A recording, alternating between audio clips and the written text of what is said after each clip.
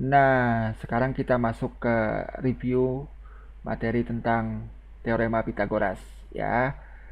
Nah, bicara tentang teorema Pitagoras ini sebenarnya sempat disinggung di SD ya. Mudah-mudahan masih ingat walaupun sedikit-sedikit ya. Nanti kita perjelas ingatannya dari pembahasan ini. Nah, nantinya di kelas 8 kalian akan bahas ini, teorema Pitagoras ini lebih dalam. Oke. Nah, untuk mengingatnya coba perhatikan tiga bentuk gambar segitiga berikut ini ya. Ada tiga bentuk segitiga yang berbeda pada gambar A, B, dan C. Nah, di antara tiga bentuk ini, mana yang merupakan segitiga siku-siku? Ayo, mana? Kita sambil menunggu jawabannya, coba saya kasih nama aja sisi-sisinya ya. Ini sisi A, sisi B, sisi C. Ini juga sisi A, biar sama. Ini sisi B, ini sisi C. Ini sisi A, B, dan C. Oke. Ayo, yang mana yang merupakan segitiga siku-siku dari tiga gambar ini? Iya, betul. Yang ini ya. Karena antara sisi A dan sisi B itu terbentuk sudut siku-siku. Atau bisa kita katakan bahwa antara garis A atau sisi A itu saling tegak lurus dengan sisi B. Ya, sehingga membentuk sudut siku-siku atau 90 derajat, sehingga segitiga A ini merupakan segitiga siku-siku. Oke. Nah, bagaimana dengan gambar yang segitiga di B? Pada segitiga B itu tidak membentuk sudut siku-siku di sudut ini maupun di sudut ini. Antara sisi A dan sisi B tidak terbentuk sudut siku-siku, tetapi terbentuk sudut lancip.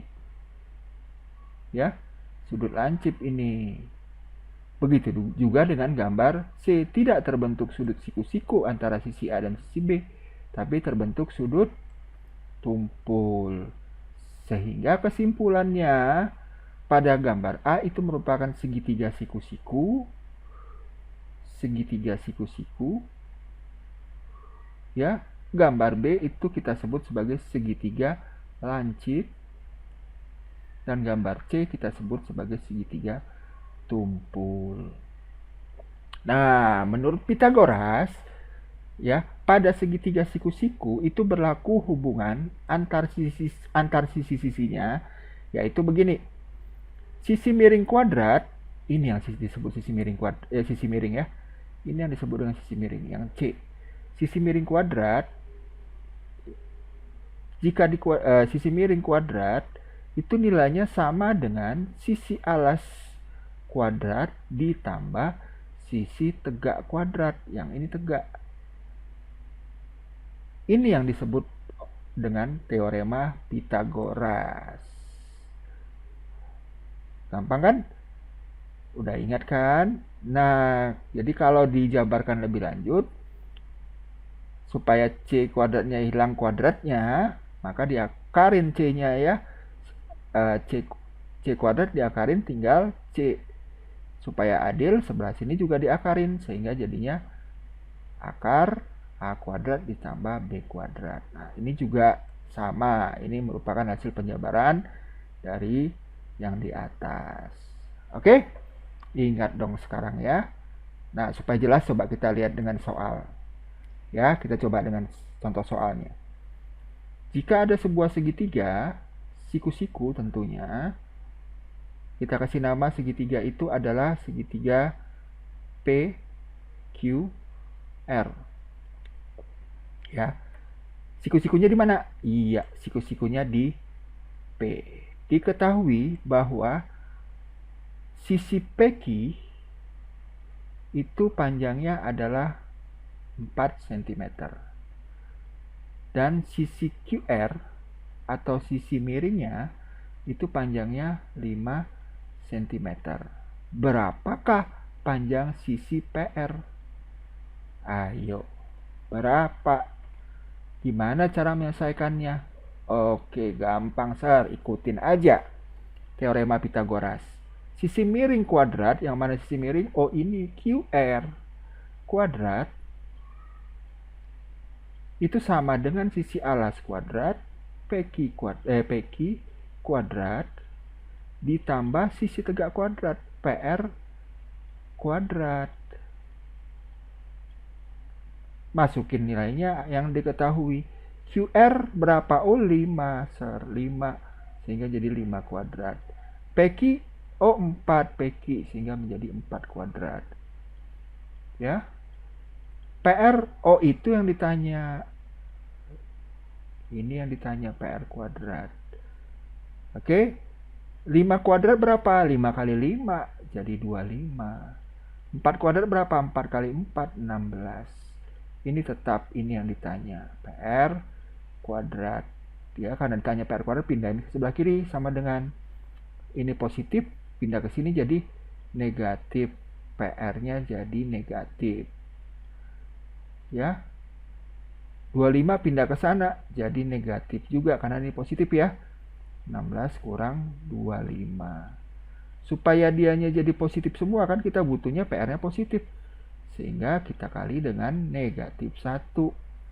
Sehingga jadinya PR kuadrat sama dengan 16 dikali negatif 1 min 16 min 25 dikali negatif 1 plus 25 min 16. Ya, kita lanjut di sini. Sehingga PR kuadrat itu sama dengan 25 kurang 16, 9. PR supaya jadi hilang PR-nya diakarin seperti tadi ya. Ini juga diakarin, akar 9. Sehingga PR-nya sisi PR itu sama dengan akar 9 berapa? 3. Oke, dapat. Jadi ini 3, ini 5, ini 4, ini 3. Oke? Sudah lebih ingat ya? Nah, sekarang saya akan mengenalkan ada istilah baru. Itu yang disebut dengan triple Pythagoras. Nah, ini sebenarnya dibahas di materi kelas 8 ya. Tapi nggak apa-apa, saya tambahin di sini sebagai bonusnya. Apa fungsinya triple Pythagoras? Triple Pythagoras, coba tulis dulu. Triple Pythagoras. Ya. Fungsi triple Pythagoras ini nanti memudahkan perhitungan dalam menentukan salah satu sisi yang ditanyakan. Apa itu triple Pythagoras? Triple Pythagoras itu adalah panjang sisi-sisi dari ketiga segitiga siku-siku yang nilainya merupakan bilangan asli. Nih contoh yang tadi. 3, 4, 5 itu bilangan asli.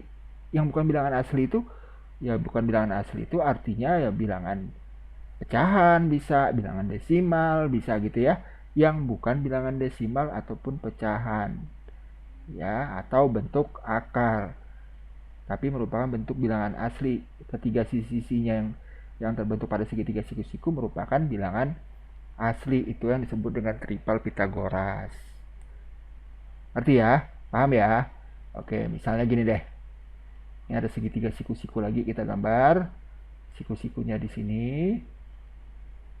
Di siku-sikunya di sini. Oke. Nah, kita sebut aja ini adalah sisi A, sisi B yang miring sisi C. Ada 3 pasang, bukan 3 pasang, 3 bilangan asli yang mewakili sisi-sisi segitiga siku-siku A, B, dan C sisi miringnya, yang merupakan bilangan yang memenuhi teorema Pythagoras. Berapa aja coba? Yang tadi ya. Yang tadi itu 3, 4, sisi miringnya 5. Ada lagi nggak, Sir? Ada. Misalnya kalau diketahui alasnya 5, maka sisi tegaknya itu 12, sisi miringnya 13. Ada lagi nggak, Sir? Ada lagi, banyak sekali. Tapi saya kasih 4 aja deh ya, supaya nggak kebanyakan. Nanti kalian akan bahas ini lebih jauh lagi di kelas 8. Misalnya ini 7 deh, 7. Kalau 7 artinya di sini 24, 25. Ya, kalau 8 itu adalah, bentar, tambahin dulu garisnya ya. Kalau 8, ini 15, 17. Oke ya. Jadi ini ada 4, tiga bilangan yang mewakili 3 sisi pada segitiga siku-siku dan memenuhi teorema Pitagoras ya. Nah, ini kalian bisa buktikan sendiri. Apakah ini benar-benar memenuhi teorema Pitagoras? Kalian bisa buktikan ya. Coba kita buktikan. Misalnya kita ambil yang mana ya? Yang ini deh. Yang ini. Ya. Pada teorema Pitagoras itu A kuadrat ditambah B kuadrat itu sama dengan C kuadrat. Berlaku seperti ini. Dimana kalau lihat 3 angka ini artinya 5 kuadrat ditambah 12 kuadrat sama dengan, anggap aja C-nya kita belum tahu. 5 kuadrat itu 25. 5 kali 5 ya. 12 kuadrat itu 144. 12 kali 12 ya, sama dengan C kuadrat. Sehingga C kuadrat sama dengan 25 tambah 144, 169. Nilai C-nya adalah akar dari 169 atau C sama dengan akar 169, 13. Oke, terbukti. Ya. Oke, jadi yang lain kalian buktikan sendiri ya. Oke. Nah, itu triple Pitagoras ini akan sangat berguna ketika kita punya persoalan yang diketahui misalnya 2 sisi dan salah satu sisinya ditanyakan. Kita lihat polanya apakah memenuhi triple Pitagoras. Oke. Nanti ada lagi begini, misalnya diketahui A-nya adalah misalnya berapa ya? 6 deh. A-nya 6, B-nya 8, C-nya berapa? Nah, lihat ini pola triple Pitagoras yang sudah ada kan 3, 4, 5 ya. 3, 4, 5. Apa hubungannya dengan ini? Oh, 6 itu 3 kali 2, 8 itu 4 kali 2. Kalau begitu sisi miringnya pasti 5 kali 2, 10. Oke? Nah, itu fungsi triple Pitagoras. Oke, itu dulu pembahasan kita tentang review materi yang harus dikuasain. Ya, itu dulu. Oke.